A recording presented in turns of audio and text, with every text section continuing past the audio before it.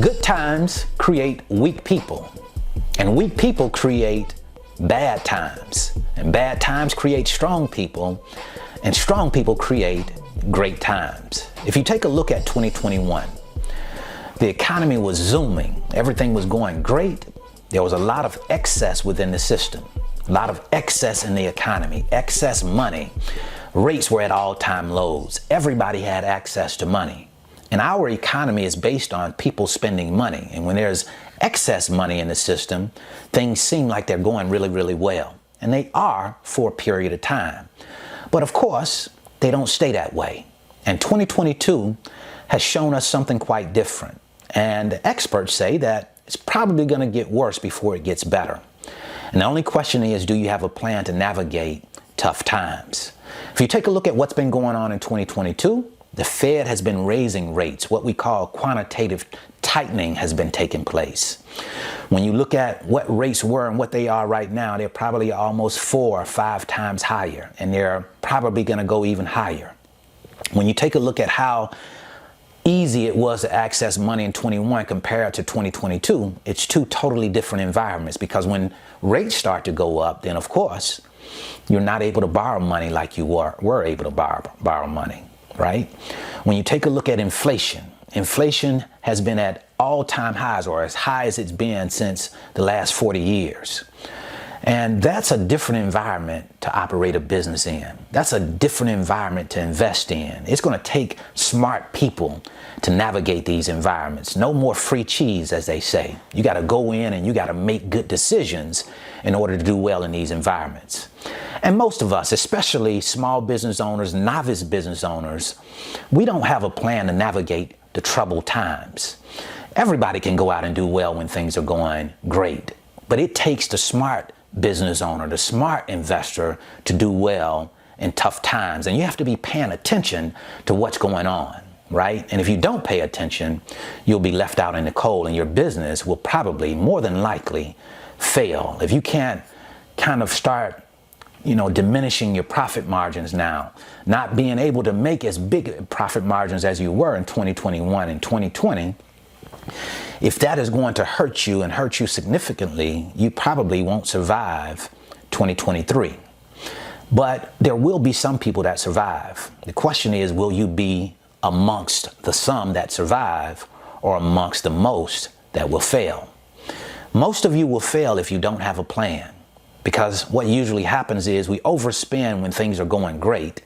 We spend too much money on things that we don't need, and then when trouble time comes, we don't have a plan to navigate that environment. So what I want to do today is I want to talk about what we are planning to do for the coming year of 2023, the plan that we are going to be executing moving forward, because we're certainly in different times. If you take a look at the stock market, the S&P 500 in 2021, it was about 4,800, 4,900. And today, it's about 3,900. That's a big difference. When we take a look at business, people are not spending as much money as they were because it's an environment of uncertainty. So you have to have a plan to be able to manage your business through these tough times. So we're going to talk about our plan. And if it's interesting to you, if you think that it's something that you can get from it, take something from it and use it for yourself. So we're starting right now. All right, so the first thing that I think that you want to take a look at as a business owner is how much cash you have on hand. Because what you start to realize, especially when these times come into play, is that cash really is king. I always heard that, but I didn't really understand that until now. I know that to be true now, especially for us as business owners. Cash is not necessarily king if you're an investor, because you're using your money, you're making your money work. But as business owners, cash is king. Some people say cash flow is king.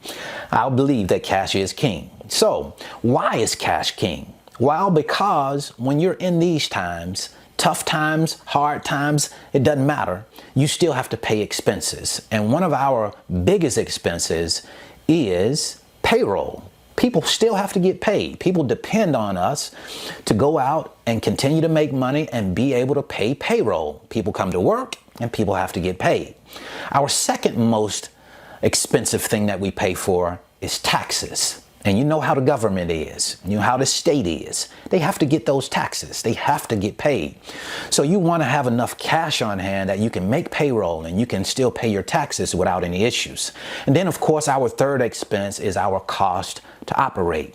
Your software, your load boards, your TMS systems, you still have to pay for that stuff. Your surety bond, you still got to pay for all of that. So you want to have enough cash on hand. Now, the question is, what is enough? How much cash do you really need on hand? In my opinion, I think that you need 3 to 6 month expenses depending on how you're operating, right? For me, I'm keeping 6 months of expenses on hand. That way, when things get tough, as they very well may, then we have money, cash on hand to fill the gaps, because you can definitely probably assume that your profit margins are going to take a hit. You're not going to be making as much money because freight has slowed down. And when freight slows down, you don't make as much money. So when that time comes, and we're already in it, personally for us, we want to have cash on hand so that we can still make payroll, we can still pay our taxes, and we can still pay our cost to operate. So you have to decide in your own mind what's a good number for you. 3 to 6 months, you decide. Now, staying in the same framework that cash really is king, I think it just makes sense. It passes the common sense test all day long to make smart decisions with the cash that you do have on hand. You see, right now, it probably wouldn't be in your best interest to go out and buy things that you don't need. For example, if you're taking a look at buying a house or buying a car right now, what you also need to understand is that it's going to cost you a whole lot more money to finance a house, to finance a car. I myself was in the market to get a new car, and it's a dream car. It's a car that I've always wanted, but I really have to take a long look at that now because it's going to cost me a whole lot of more money to finance that car. And we don't just make decisions based off of emotions. We base our decisions on what's best for us, what's best for our business. So right now, I think that you really need to take a long look at any purchases that you're deciding to make, even when it comes down to money that you're spending in the business. For example, you may be looking at marketing. I don't think that spending money on marketing is a bad idea right now, for the very simple reason that most people are pulling back on spending as it concerns marketing. And when you don't have a whole lot of competition, and of course, you stand a chance to do much better in that area. So just take a look at the money that you're spending and make sure that what you're spending on are things that you need right now and not just things that you want to try something with. All right, so the next thing that I want to talk to you about is cutting cost, getting down to your fighting weight, cutting things out that you don't necessarily need right now. And I'm not just talking about cutting cost in your business. A lot of times as business owners, we think that we just need to cut cost in the business. But sometimes you need to take a look at your lifestyle and look at things that you're using, but you might necessarily not be getting much out of. In your business, you might say, hey, I've been spending money on this particular software expecting a certain return on investment, and I'm not getting that. So is it really a need right now? Do I have to have this as an expense? And what we'll realize sometimes is that we really don't need that stuff, and we can cut it out for a time being. I'm not saying that you can't come back to it at some point, but when money gets tight, when we're in these types of environments that we're in right now, money is very important. So the more money that you can keep in-house, the more money that you can not spend on things, on expenses, the more money you get to keep in your pocket, the more money you get to put back into your business. So I think it's really important right now that we take a look at what we're spending money on and get down to your fighting weight. Cut the unnecessary costs so you can keep more money in-house, keep more money in the business. Now, the next thing that I want to talk about is being prepared for the unexpected. And I know most people think that they have a great job and there's no way that they're going to lose their job. But what you have to understand is that when we're in these types of environments, I told you earlier, one of my biggest expenses, or the biggest expense, is payroll. And guess what happens when business owners start looking at money that they can save? They start looking at decreasing their overall payroll. And how do you decrease payroll? You cut employees. You're seeing big companies right now starting to cut back, starting to cut employees. Now, that's not to say they won't hire them back, but there could be a period of time where you don't have a job or your spouse does not have a job. And when your spouse gets fired, that spouse could be providing the insurance for you. You may not have a job, but your spouse provides the insurance through the job. And let's just say that spouse lost a job. Well, now you have to provide your own insurance. That's going to cost additional money. So I think it's very important that you get prepared for possible job loss, because we don't know if it'll happen.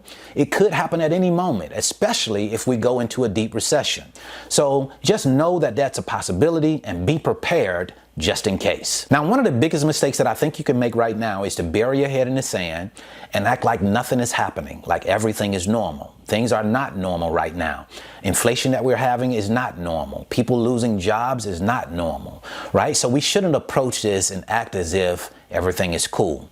Now, if you've been practicing good habits and you've been disciplined and strict about your spending, then you don't have to do much changing maybe. But if you have not been, you definitely want to tighten your belt right now. And you want to make sure that you're paying attention. Get yourself educated with what's going on in the world, what's going on with the U.S. economy. One of the best ways to do that, I believe, is to watch news outlets like CNBC, right?